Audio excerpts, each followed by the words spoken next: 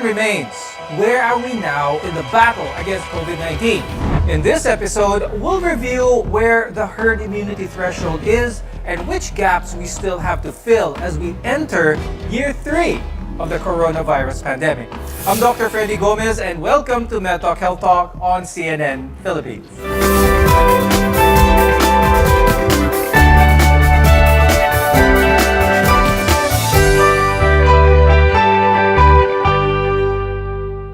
Our guests are here today to give insights on the current state of the COVID-19 pandemic. With us is Dr. Jean Solante, who is the head of the Infectious Diseases and Tropical Medicine Department of San Lazaro Hospital and member of the Vaccine Expert Panel. We're also joined by Dr. Mark Edsel Ayes. He's the Clinical Genomics Laboratory Head at the Philippine Genome Center. Now, recent figures show that the Philippines is back to low risk for COVID-19. I'll start the discussion with Dr. Edsel.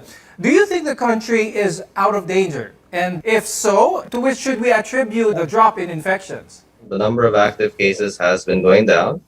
And as we have seen over the course of the pandemic, which has been nearly 2 years, is that there has been a cyclic occurrence of cases. So there will be surges and then they will go back down again. But just to reiterate, in the context of the pandemic, the WHO has not yet declared that the pandemic has ended. There are still active infections going around the world. And as such, the possibility of another surge occurring due to another variant that can come about as a result of all of these active infections is still possible. Now, Dr. Jean, when it comes to that, people are getting really excited, really can't wait for all of this to end, but yet there are still some infections going about. Some people are still being sick with COVID-19, even though they are already vaccinated and boosted as well. What could be an explanation for this, Dr. Jean? We know that over the past months, the virus has mutated, and that mutation also affected the ability of our vaccine to produce those antibodies to the point that it was able to evade the antibodies produced by our immune system. And precisely, that's what we're talking about, that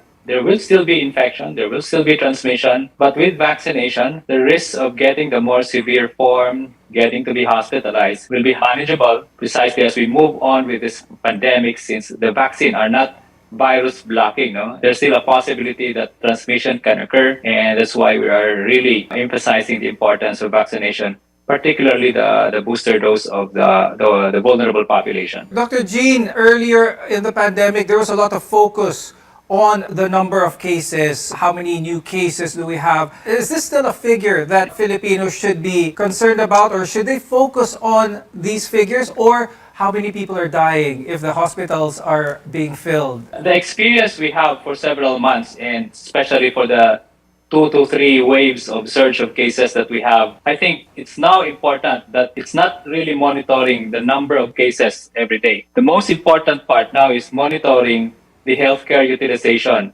Looking at patients, if they have COVID, are admitted, did they develop severe infection? Because these are the more important metrics in terms of preparation and in terms of more strict implementation of an alert level, rather than just counting cases where most of these cases are mild, and in fact, a lot of them are really asymptomatic. The health department also said that the healthcare utilization rates in the country and most of its regions were at low risk, and that only the intensive care unit occupancy of the Davao region remains at moderate risk. Dr. Jean, what does this mean for our country? This virus is manageable. The number of cases are manageable, and we can now focus on other conditions or other infectious diseases that has suffered in terms of the increases in cases during the pandemic. And I would like to give examples like tuberculosis and HIV. For the past 2 years, there is really a significant increase of these cases because most of those patients who have this infection are not going to the hospital because of fear of COVID-19. So it's good that our healthcare utilization is going down so that we can take care of other infectious diseases aside from COVID-19. Last January 2022, there was a record-breaking surge in infections following the detection of the hyper-contagious Omicron variant.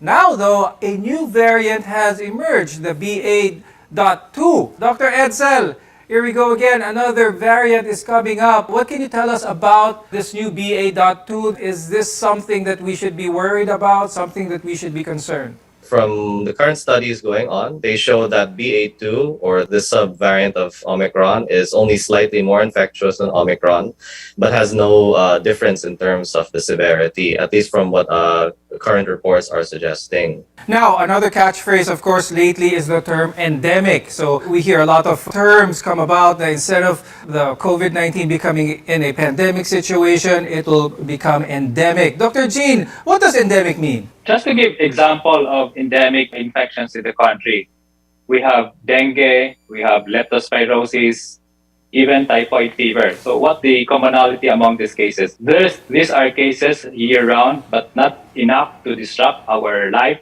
not enough to cause lockdowns.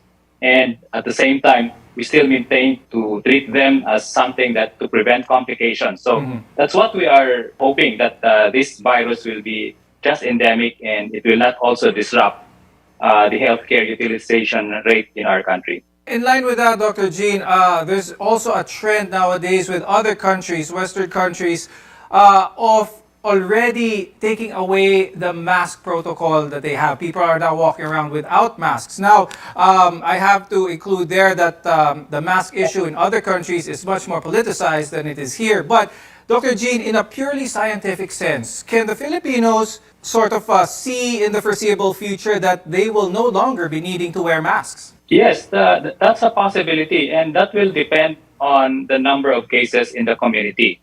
As long as there will be no more higher community transmission, I think that will eventually come. No?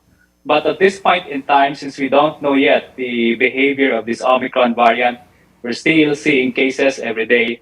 It's not safe to take out our mask, and that's the most important protection as we go out from our home, we go to our workplaces, protecting us from being exposed to possible source of an infection. Yes, so the best way pa rin is to follow the basic health protocol. So wear your mask, practice proper hand washing, and of course, physical distancing.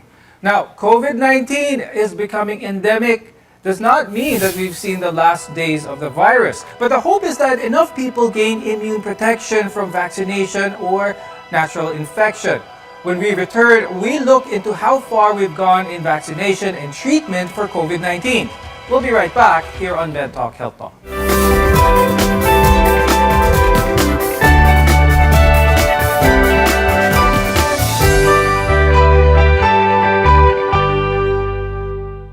SMC, San Miguel Corporation.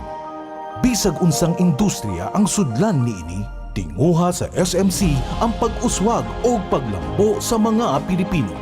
Karon, gikan sa SMC, aniya na ang SMC Davao Cement. SMC Davao Cement, gama sa Davao para sa Mindanao. SMC Davao Cement, ato ni Bay.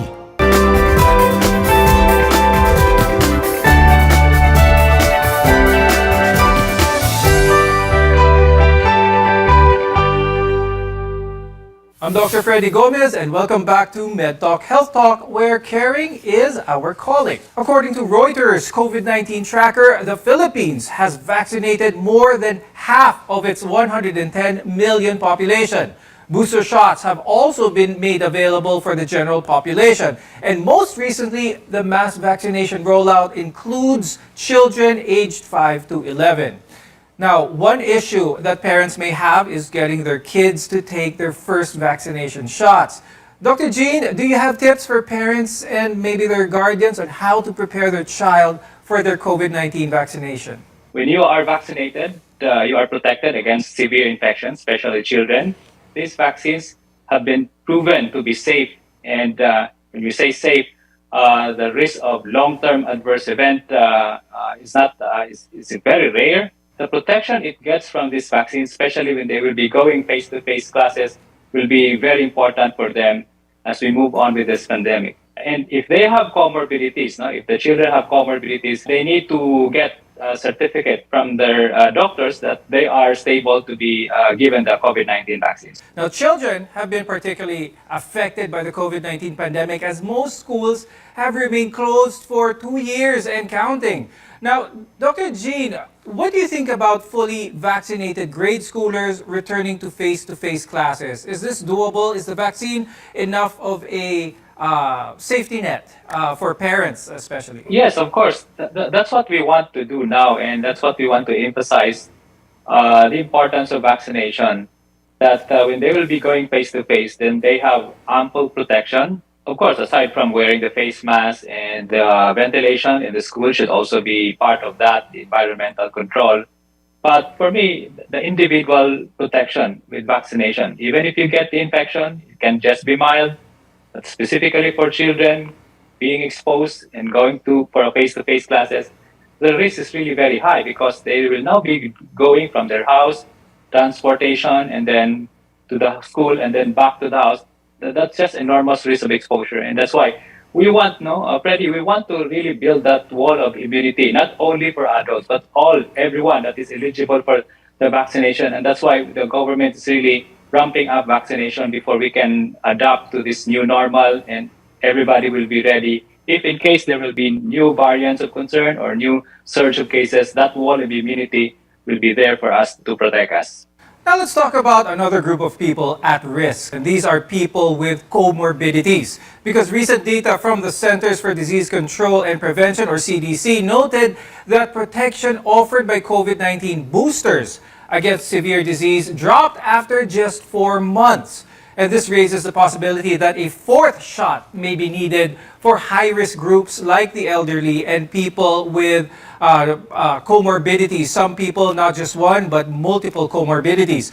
Dr. Edsel, can you explain why a possible fourth shot might be needed and how this should be in the minds of people? Of course, this is really part of the virus side of the equation. Now, how well the virus is able to adapt and eventually evade our immunity in terms of being neutralized, no, or not getting infected.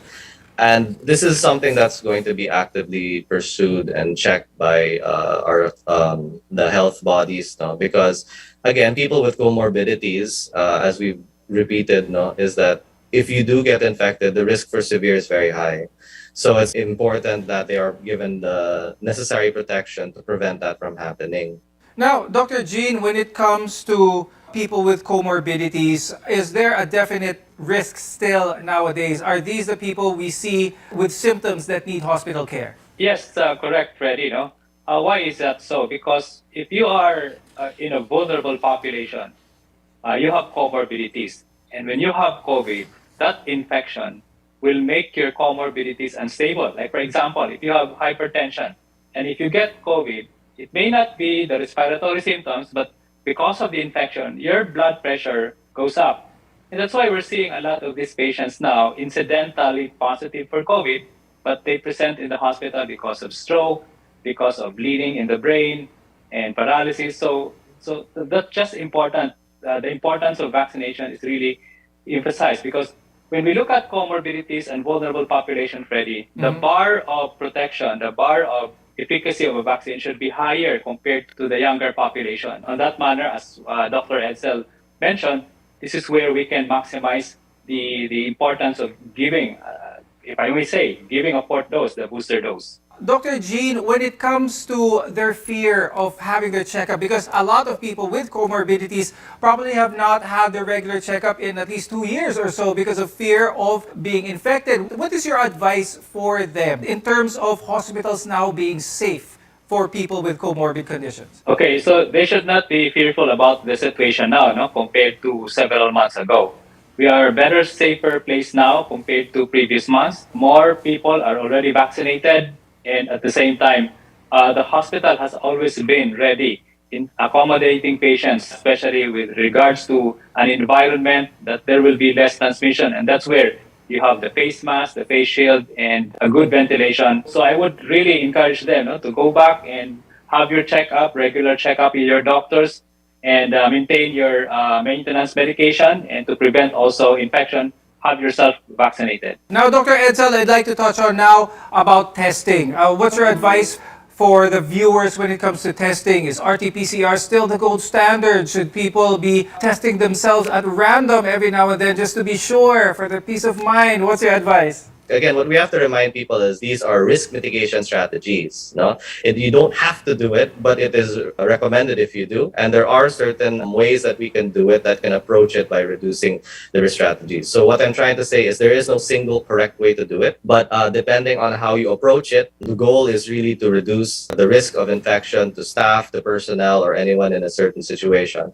But if it's a question of the gold standard, no, the gold standard will still be RT-PCR testing. And we can utilize the many tools at our disposal, again, to reduce the risk. So that yun yung goal naman talaga ng testing. Now, while treating mild COVID-19 symptoms can be managed at home, what about for people who aren't infected? Can we start going back to normal? More on this after a short break. You're watching Med Talk Health Talk, where your care always comes first.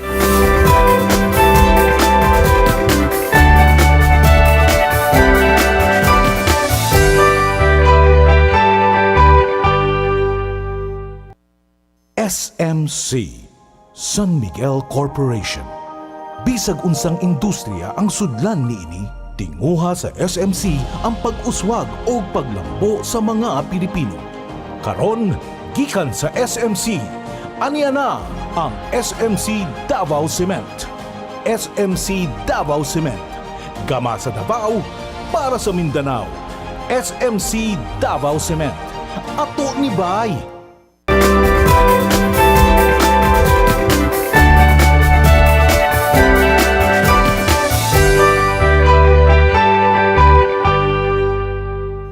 I'm Dr. Freddy Gomez, and welcome back to Med Talk Health Talk, your partner in healthcare.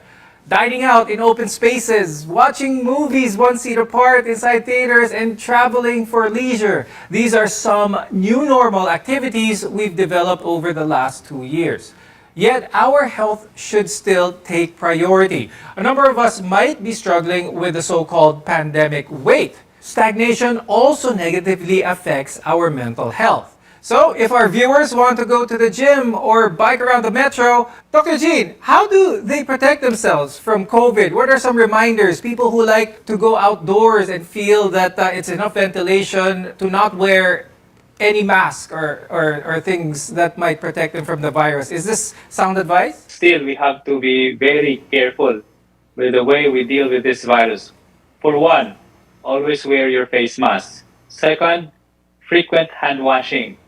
Third, do regular disinfection. If you are in an environment like gym, do regular disinfection before you go to another area. And as much as possible, especially in enclosed spaces, the gym, the restaurant, you have to ensure also a very good ventilation. And I think those are important aspects of the prevention and what is this new normal. Now, the World Health Organization said last February 12 that the decreasing trend in the country's COVID-19 cases was really encouraging. Now, as we move into another year of the COVID-19 pandemic, we are more aware and equipped with the knowledge in beating the virus. Dr. Edsel, what should Filipinos look forward to in the coming months? Most of the same right now, no? So nakasanayan ninyo until it's officially announced by the WHO that the pandemic is over. I would suggest that people maintain their vigilance, no? Wear your face masks, no? As Dr. Solante said, no? Hygiene, no? And regular disinfection, ventilation in the areas, no? So I'd like people to take the idea that the possibility that something like this might occur in the future. And hopefully we have learned from the COVID-19 pandemic so that we are a bit more prepared kung sakali mangyari man lang ang ganitong situation ulit. Now, Dr. Jean, if there's something that this pandemic, a good thing that this pandemic brought about is that a lot of people have been more health conscious, especially their awareness on trying to be aware that something can infect them, as Dr. Edsel mentioned. If there's something that people should continue to still adopt within their daily routine in terms of infection control, even past this pandemic, what should they be, Dr. Jean? We have to change our mindset. By changing our mindset and being very careful, then that will also dictate our behavior. So, meaning, we have to protect ourselves every day. Even if we go back to normal, we want to go back to our life but there's still that important protection that we should not be complacent about. So I think that's the basic approach now of most Filipinos. And of course, Freddy, vaccinations, I would still like to emphasize the importance of vaccination because there are still a lot of those that are not vaccinated. And if they want to be going back to normal life, then having that vaccine will give them one step ahead of the virus. Now, easing COVID-19 restrictions does not mean we have to relax. We have to stay vigilant and not let our guards down. So it is important to stay informed and follow health and safety protocols so that you can keep yourself and your family safe from COVID-19. Thank you to infectious disease specialist Dr. Ronchi Solante and clinical genomics lab head Dr. Mark Edsel Ayes for being with us today and sharing your up-to-date information as well as your insights. I'm Dr. Freddy Gomez and thank you for watching MedTalk Health Talk. We'll see you again next time.